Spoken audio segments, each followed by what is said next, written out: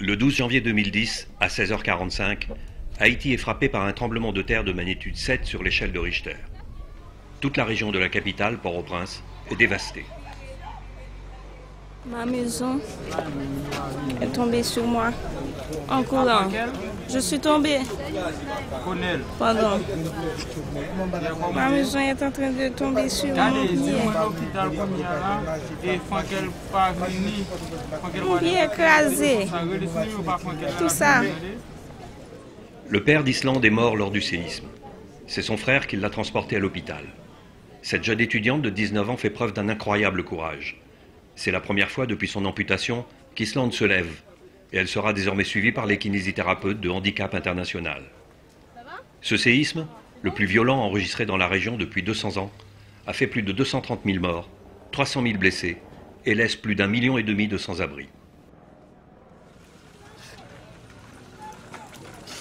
Présente en Haïti depuis les ouragans dévastateurs de 2008 sur un programme de transport d'aide humanitaire, Handicap International intervient immédiatement. Avec la mobilisation des 45 camions du programme, ce sont plusieurs centaines de tonnes d'aide humanitaire qui sont acheminées pour une cinquantaine d'organisations dans les premières semaines suivant la catastrophe. Il s'agit principalement d'eau, de nourriture, de kits de cuisine et de bâches. Cette action logistique est amplifiée dans les semaines suivantes par la livraison d'abris temporaires dans les zones les plus reculées de l'île. En ce mois de janvier, l'urgence est particulièrement du côté des blessés et notamment des personnes amputées. Les équipes santé de Handicap International prennent le relais des chirurgiens dans les hôpitaux en assurant le suivi post-opératoire des personnes blessées afin de limiter au maximum les séquelles invalidantes. Les kinésithérapeutes de l'association doivent faire face à un nombre exceptionnellement important de personnes amputées. Le docteur a lutté de ne pas couper le pied. Il m'a fait 3 opérations avant. Il m'avait dit qu'il m'a amputé le pied, c'était juste pour sauver ma vie. Ce soutien auprès des personnes amputées leur permettra de retrouver la plus grande autonomie possible. Dans le cas d'une amputation d'un membre inférieur, il est nécessaire de se relever assez rapidement et de recommencer à marcher. Mais comme dans le cas de Maryse, c'est aussi une étape douloureuse. En général, quand on les remet debout, le sang qui a l'habitude d'un corps allongé se retrouve subitement verticalisé. Donc souvent, ça tourne. Et deuxièmement, tout le sang qui normalement se retrouve dans la tête descend et il descend dans le moignon, entre autres. Donc ce moignon qui n'est pas cicatrisé prend beaucoup de sang en une fois et ça fait très mal. Parallèlement à leurs interventions dans les structures hospitalières, des équipes mobiles apportent un appui médical au cœur des communautés. Pour les blessés qui n'ont pas pu se rendre dans un hôpital ou ceux dont la blessure nécessite un suivi, c'est la possibilité de bénéficier enfin d'une présence médicale. Alors, pousse ma main, tu pousses ma main, pousse ma main. Pousse. Où est-ce que ça te fait mal?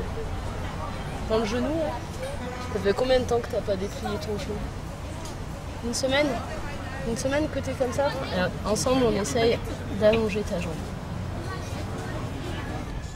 L'action de Handicap International repose autant sur le personnel expatrié que sur les équipes haïtiennes. Ces dernières bénéficient, dans l'urgence, de formations accélérées à la prise en charge des personnes présentant des fractures, des amputations ou des paralysies.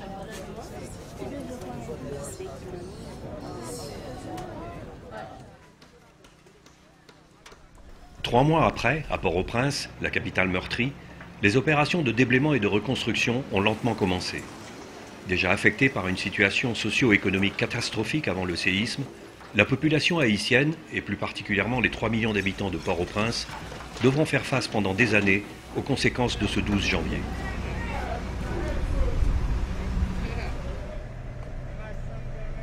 Pour proposer une aide à toutes les personnes amputées identifiées dans cette première phase d'urgence, Handicap International a ouvert dès le mois de mars un centre d'appareillage géré en partenariat avec l'association Healing Hands for Haiti.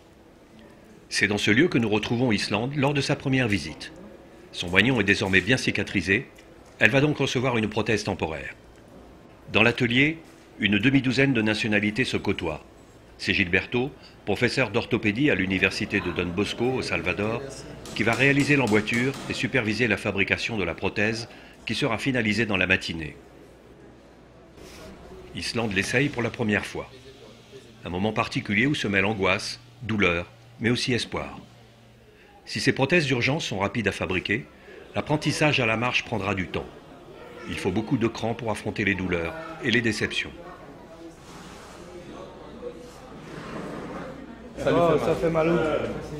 Qui côté il fait mal là? Ça fait mal là devant? C'est normal, c'est le début. Por el momento todo se ve bien y así es que hasta aquí vamos a llegar y después vamos a programar ya las citas para la próxima.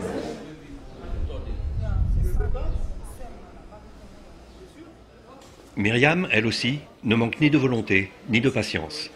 Gravement blessée lors du tremblement de terre, Myriam a été transportée par son mari dans un hôpital en République dominicaine.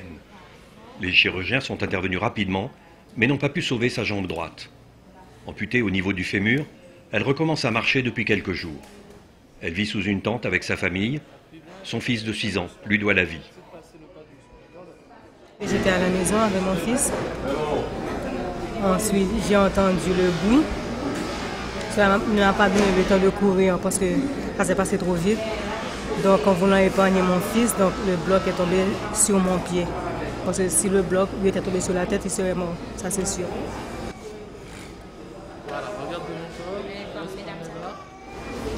J'ai des amis qui, aujourd'hui, auraient aimé être là et malheureusement qui ne sont pas là.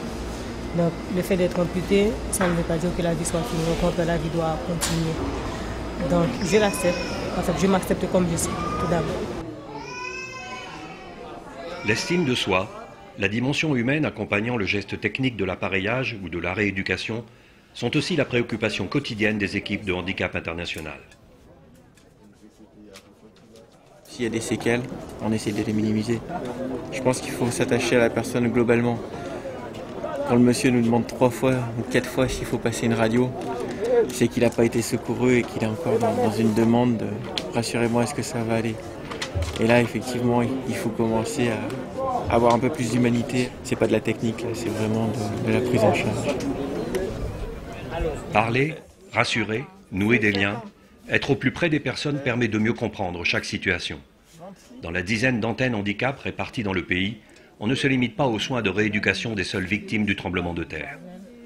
Rapidement déployées par l'association, ces antennes permettent, en situation d'urgence, d'assurer l'accès à l'aide humanitaire pour toutes les personnes vulnérables ou handicapées. En intervenant ainsi au contact direct des populations, les équipes de handicap international ont pu mesurer l'ampleur du choc psychologique pour nombre de survivants, et particulièrement pour les blessés. Il était donc indispensable de mettre rapidement en place un projet de soutien psychosocial. Chaque jour sont organisés des groupes de parole, comme ici à l'antenne du Champ de Mars. On y parle de problèmes quotidiens, de peur, d'incertitude, d'avenir. On y est tour à tour indigné, résigné, désorienté. Dès qu'on perd, qu'elle m'a cassé, même pas peur. Mourir en vie là pour mourir, je vais mourir parce que samedi, nous, ça, moi, je ne vais pas tourner à samedi, ça. Et me casser en bas, me battre comme il a été pour moi. Mais si je vais vivre encore là, je vais dire Dieu merci. Même jour, fait nous compter. Moi, je dis, je ne sais pas comment je connais. Est-ce que nous connaissons 11 janvier, 12 janvier, ça t'a arrivé? Nous pas.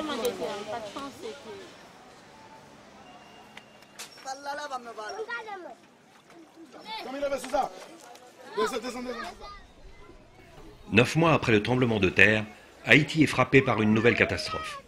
En novembre, l'épidémie de choléra, qui a débuté dans les départements du centre du pays, se propage rapidement à l'ensemble du territoire. Les autorités essayent de réagir le plus rapidement possible avec le soutien des organisations internationales.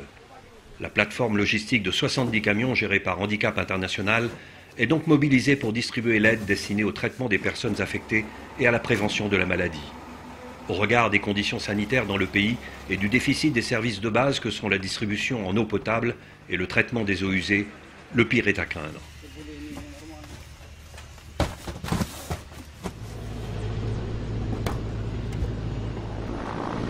Les équipes mobiles s'adaptent également à la situation, en associant à leur travail les messages de prévention contre le choléra. Les visites chez les patients sont suivies autant que possible par des séances collectives de sensibilisation. Cette maladie, disparue de la région pendant plus d'un siècle, est méconnue en Haïti, ce qui génère souvent des informations et des interprétations farfelues. Ces séances permettent donc d'informer la population, mais aussi d'expliquer que si le choléra est une maladie mortelle, elle se soigne assez facilement si elle est traitée rapidement. De plus, des règles d'hygiène simples permettent de se protéger efficacement.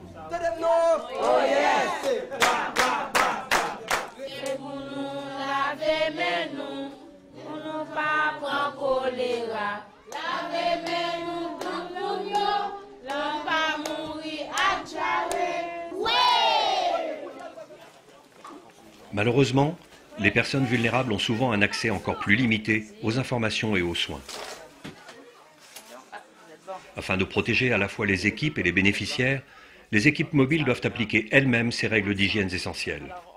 Ces précautions sont indispensables afin de pouvoir continuer d'agir en toute sécurité auprès de la population affectée par le séisme du 12 janvier.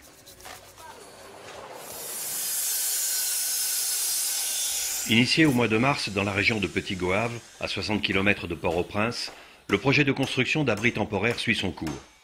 Ces abris en bois ont été conçus selon des méthodes traditionnelles locales, mais leurs structures ont été renforcées afin de résister aux catastrophes naturelles, comme les tremblements de terre, mais aussi les tempêtes qui frappent régulièrement l'île. Les différents éléments sont tous préparés à l'atelier, comme ces panneaux fabriqués selon une méthode localement appelée glissade. Déjà, la construction en bois, c'est déjà une construction qui résiste bien au tremblement de terre. En plus, il donne l'opportunité aux gens de s'approprier de leurs abris. Et ça, c'est le point fondamental. Ce n'est pas un abri qu'on fait, qu'on construit, et d'ici un an, il est complètement détruit. C'est un abri que les gens eux-mêmes, ils peuvent l'améliorer en travaillant sur le glissade. Les premières personnes bénéficiant de ces abris ont été identifiées au sein de l'antenne handicap de Petit Goâve. Une équipe de travailleurs communautaires se charge d'identifier le terrain, de préparer la communauté et d'impliquer la famille et les voisins dans la construction qui peut être réalisée en 3 jours. Handicap International adapte aussi chaque construction selon les besoins de la personne en termes d'accessibilité. C'est le cas ici où une rampe a été ajoutée à la maison qui appartient désormais à Philomène et son conjoint. Ce jeune couple d'Haïtiens a absolument tout perdu lors du séisme. Philomène présente une déformation congénitale de type Piedbot et a été identifiée comme prioritaire par une équipe mobile de Handicap International dans un camp de déplacés. Bien sûr, avoir un toit n'apporte pas du travail et à manger, mais quand on doit repartir de zéro, c'est une première étape essentielle. Aujourd'hui, grâce à cet abri, ils peuvent envisager de reconstruire leur vie.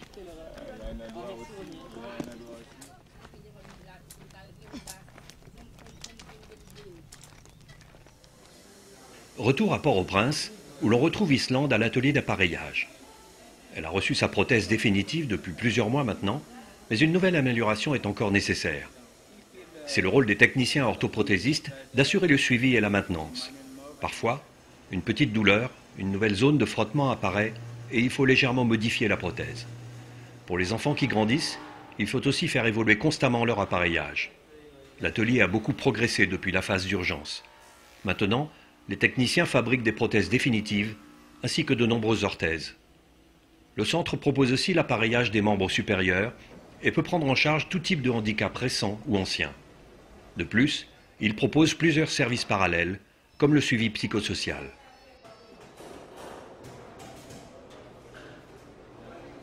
Pour Islande, le temps des séances de rééducation douloureuses est bien loin. Aujourd'hui, elle est parfaitement à l'aise avec son faux pied, comme ils disent ici.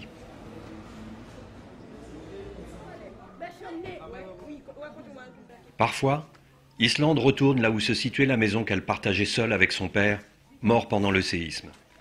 Islande ne sait pas où et comment il a disparu, elle n'a jamais vu son corps. Elle n'a donc pas pu lui dire adieu et a encore beaucoup de mal à faire son deuil. Elle vit dans un camp de déplacés, situé dans le même quartier. Elle partage un abri de fortune avec sa cousine, qui travaille et qui a 2 enfants.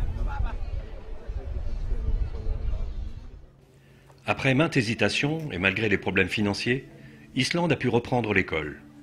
Au début, elle avait vraiment peur du regard des autres, mais aujourd'hui elle est bien décidée à réussir. Elle se rend donc tous les jours à pied, dans son institution qui a repris les cours sous tente. En classe de première, Islande devra passer des examens cette année. Depuis là, et pour ça dans l'école là. Depuis à l'école, vous devez maintenant tout pour passer. Et pour ça aller. L'année prochaine, Islande passera le bac. Mais comme pour beaucoup d'élèves, elle a encore du mal à envisager l'avenir. Si j'ai l'argent, je prends la faculté. Mais si je n'ai pas l'argent, c'est minime. Quand on demande à Islande ce qui lui manque le plus, elle évoque son pied, bien sûr, mais surtout son père. Si Islande veut retrouver complètement sa place dans la société, elle doit réussir ses examens et décrocher une formation afin de trouver un emploi. Si elle s'est bien battue jusque-là, il lui reste encore un long chemin à parcourir.